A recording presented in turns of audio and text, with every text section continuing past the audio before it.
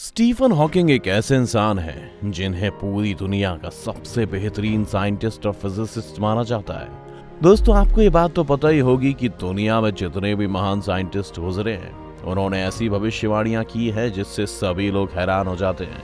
और Stephen Hawking तो वो इंसान है जिन्होंने द बिग बैंग थ्योरी में काफी कंट्रीब्यूशन दिया है और बताया कि आखिर कैसे इस ब्रह्मांड यानी इस दुनिया का निर्माण हुआ और आखिर सबसे पहला वक्त कैसे शुरू हुआ, यानी कि दुनिया में जीवन कैसे आया। स्टीफन हॉकिंग ने ही हमें ब्लैक होल के बारे में बताया था, ना सिर्फ बताया था बल्कि मैथमेटिकली प्रूव भी किया था।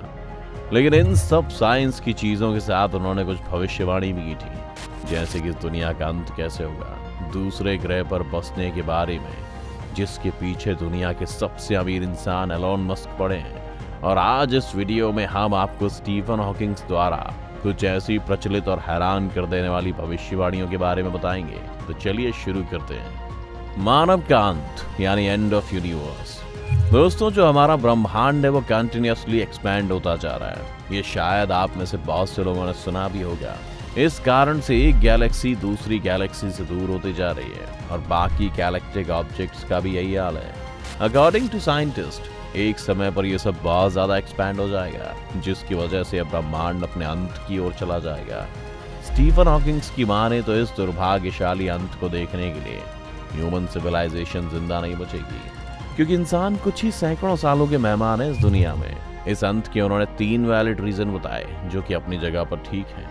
पहला, या तो किसी न्यूक्लियर वॉर के चलते ह्यूमन सिविलाइजेशन खत्म हो जाएगी, क्योंकि जैसे जैसे वक्त बीतता जा रहा है हम सभी ये देख रहे हैं कि कभी ना कभी किसी ना किसी 2 देशों में वॉर शुरू हो जाता है और कभी कभी ये वॉर वर्ल्ड वॉर में तब्दील होता हुआ नजर आता है। जैसे आज के समय में रूस और यूक्रेन बेस्ट एग्जाम्पल है। लेकिन हमारी अभी तक किस्मत अच्छी है कि ये वॉर रुक जाता है, लेकिन आखिर कब तक? ये बात तो हम सभी अच्छे से जानते हैं कि आज के समय लगभग हर देश के पास न्यूक्लियर वेपन है। और अगर फ्यूचर में कभी वर्ल्ड वॉर हुआ तो उस जंग में सिर्फ गोले बारूद का ही नहीं बल्कि न्यूक्लियर वेपन का भी इस्तेमाल किया जाएगा। और न्यूक्लियर वेपन के ब्लास्ट के कारण ह्यूमन सिविलाइजेशन खत्म हो जाएगी। और अगर ऐसा नहीं भी हुआ तो न्यूक्लियर वेपन के रेडिएशन के कारण मनुष्य इस लायक ही नहीं बचेगा कि वो अपनी पीढ़ी को आगे बढ़ा सके। स्टीफन हॉकिंग की दूसरी प्रेडिक्शन थी कि किसी साइंटिफिकल जेनेटिकल प्रॉब्लम की वजह से ह्यूमन सिविलाइजेशन तबाह हो जाएगी। इसका बेस्ट एग्जाम्पल दोस्तों हम कोरोना वायरस को मान सकते हैं, जिसकी वजह से पूरी दुनिया में हाहाकार मचा हुआ है। क्या पता फ्यूचर में कोई और खतरनाक वायरस आ जाए जो बहुत जल्दी लोगों पर अटैक करे, तब भी ह्यूमन सिविलाइजेशन का अंत खतरे में है। इंसानों के खात्मे के लिए उनकी तीसरी प्रेडिक्शन थी कि एआई यानी आर्टिफिशियल इंटेलिजेंस। दोस्तों, अभी तक मनुष्य इतना डेवलप नहीं हुआ है कि वो एआई से बच सके। जिस प्रकार से अब मनुष्य रोबोट्स पर निर्भर होते जा रहे हैं, अगर फ्यूचर में इन्हीं रोबोट्स ने ह्यूमंस पर हमला कर दिया तो क्या होगा? इस बात का अंदाजा लगाना ही बहुत बड़ी बात है। Communication with extra terrestrial intelligence यानी एलियंस को सिग्नल हमें नहीं भेजने चाहिए।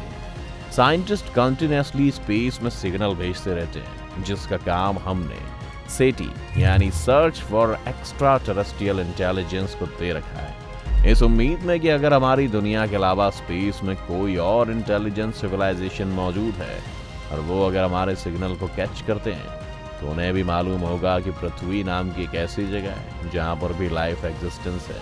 लेकिन आश्चर्यजनक बात यह है कि सदी के सबसे महान साइंटिस्ट हॉकिंग ने सबसे पहले सेटी को मना किया था स्पेस में सिग्नल भेजने के लिए। और अगर तुम्हें स्पेस में कोई सिग्नल मिले तो उसे सुनना स्टार्ट करो, क्योंकि स्टीफन हॉकिंग के साथ काफी साइंटिस्ट का ये मानना है कि हमें नहीं मालूम कि एलियंस किस स्वभाव के हैं। अगर उन एलियंस को हिंसा वायलेंस पसंद हुआ तो वो पृथ्वी को बड़े मजे से तबाह करेंगे।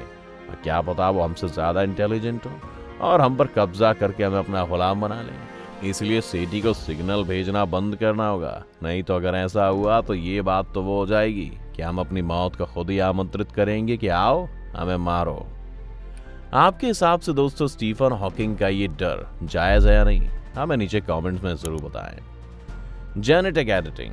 स्टीफन हॉकिंग का मानना है कि आने वाले समय में पेरेंट्स अपने बच्चों को अपनी मर्जी से डिजाइन और एडिट कर पाएंगे। स्टीफन हॉकिंग द्वारा यह बताया गया है कि जेनेटिक एडिटिंग टेक्निक एक सुपर ह्यूमन प्रजाति को जन्म देगी, यानी कि अमीर लोग पैसों की मदद से अपने बच्चों में किसी खास प्रकार के गुणों को ऐड करवा पाएंगे और वहीं दूसरी तरफ नॉर्मल लोग इसकी वजह से खत्म होते चले जाएंगे। जेनेटिक एडिटिंग प्रोसेस की स्टार्टिंग हो चुकी है दोस्तों।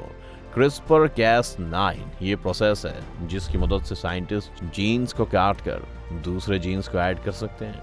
हालांकि अभी तक कोई भी देश इस पर पूरी तरह से कामयाब नहीं हो पाया है और इसके डिसएडवांटेजेस को मद्देनजर रखते हुए ज्यादातर साइंटिस्ट इसके सपोर्ट में नहीं है।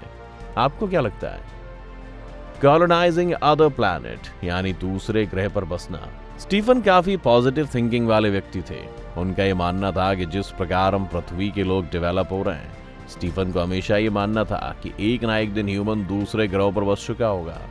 स्टीफन ने अप्रॉक्सीमेटली ये बताया कि 40 से 50 सालों में इंसान मंगल और चांद पर बस चुका होगा। इसके कारण इंसान इंटरप्लैनेट सिविलाइजेशन बन जाएंगे और जिस प्रकार से इलॉन मस्क अपने स्पेस प्रोजेक्ट को अंजाम दे रहे हैं, इसे देखकर तो लगता है कि जरूर इंसान कभी ना कभी दूसरे ग्रहों पर बसेगा। एक इंटरव्यू में स्टीफन ने बताया कि उनकी भी दिली ख्वाहिश है कि वो दूसरे प्लैनेट पर जाएं, लेकिन अफसोस कि ऐसा नहीं हो पाया। और उससे पहले ही एसिड फ्लड। दोस्तों, इस बात से तो हम सभी वाकिफ हैं कि पृथ्वी पर कितनी तेजी से ग्लोबल वार्मिंग और पोल्यूशन बढ़ता जा रहा है, जिसकी वजह से पृथ्वी का टेम्परेचर बहुत ही तेजी से बढ़ रहा है। इसमें टेक्नोलॉजी का भी बहुत बड़ा योगदान है, लेकिन बहुत बड़ा नेगेटिव इफेक्ट भी है, जिसकी वजह से ग्लेशियर भी बहुत तेजी से पिघलते जा रहे हैं। स्टीफन का मानना था कि अगर ग्लोबल वार्मिंग और टेम्परेचर ऐसे ही बढ़ता रहा तो ह्यूमन सिविलाइजेशन इस पृथ्वी पर जिंदा नहीं रह पाएगी, क्योंकि ग्लोबल वार्मिंग के कारण पृथ्वी पर एसिड रेन या फिर सल्फ्यूरिक रेन होना शुरू हो जाएगी। और अब हम सभी जानते हैं कि एसिड ह्यूमन के लिए कितना डेंजरस है। तो दोस्तों, ये थे स्टीफन हॉकिंग के कुछ प्रेडिक्शन। आपको क्या लगता है, इनमें से कितने प्रेडिक्शन सही हो सकते हैं? हमें कमेंट करके जरूर बताएं। आपको ये वीडियो कैसी लगी हमें कमेंट करके जरूर बताएं। अगर ये वीडियो पसंद आई हो तो इसे लाइक और शेयर करना ना भूलें। अगर आप चैनल पर नए हैं या आपने चैनल को सब्सक्राइब नहीं किया है तो चैनल को सब्सक्राइब करके बेल आइकन दबाना ना भूलें।